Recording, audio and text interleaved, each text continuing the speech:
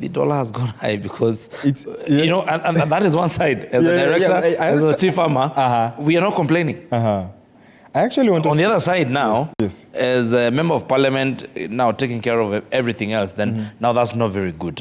But you see, if this country had more of exporters than importers, then the dollar being very strong against the shilling, it would have favored us.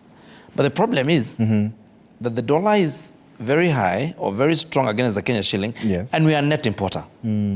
For me, because we say that when you get lemons, please make lemonade. Lemonade. And I think that it is a high time for people to think of how to be exporting and not to be importing. Okay. The way the dollar has moved has favored the exporters. We, the tea exporters, are favored by the dollar. By the dollar. By the strength of the dollar. If this was a net exporter, then we will not be complaining. Let's listen to Mheshimiwa, the Deputy President, regarding the same sentiments, what he said in Murang'a just, just about 2 days ago, regarding this benefit that tea farmers like yourself will be reaping big.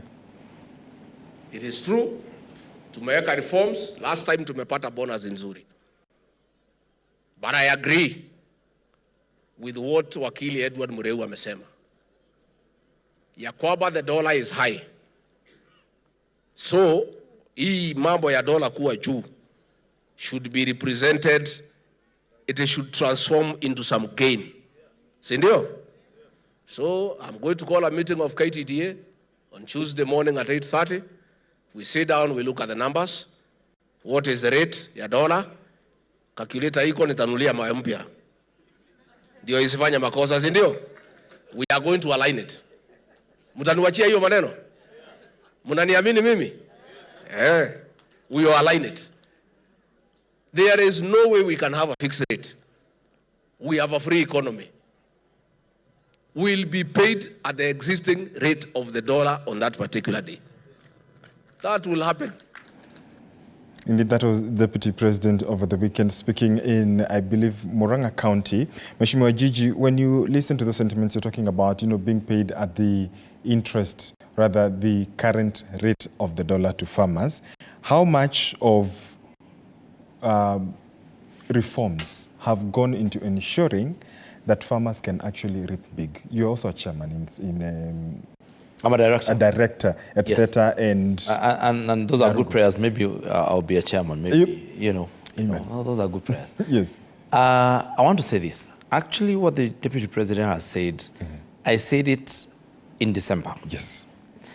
And I said that it cannot be that when the shilling is weak, when the shilling is strong against the dollar, farmers or tea farmers can suffer.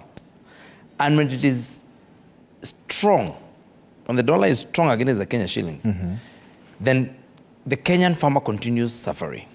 And we said, I actually called during our end of year conference with all directors in Westlands. I said that we must get the real value for our dollars as tea farmers. In fact, I went ahead to suggest and actually push that farmers be paid in dollars. We are not fighting to dollarize the economy, but we're saying let farmers at tea factories be paid in dollars, and then they change their dollar at their local level at the time that they want. Because I give an example. I said that during, you know how tea proceeds, or how the tea business moves, is we start selling tea in July. Yes. And that tea that we sell in July will only be paid, the bonus will be paid in October or the following year. So this year, the tea that we sold in July of last year, we sold it when the dollar was at 137. So when you have exchanged the dollar at that time, and now when you're talking now, when you're going to pay the farmer, the dollar is at 160, then you have lost so much money. You have lost 23 shillings. Shillings, yes. For the farmer. For the farmer. Because you exchanged the dollar at that time.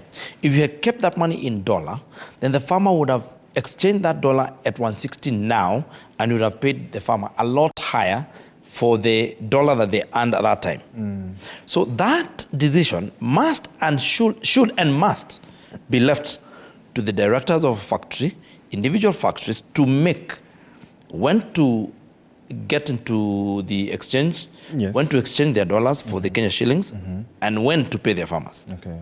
So that has been an issue that we have been discussing, and that's why you hear the president discussing it, the deputy president discussing it, because we raised it, and I raised it as an issue of concern, that we sell, KTDA sells tea for the farmer on behalf, and I said, when the tea is in the farm, it belongs to the farmer.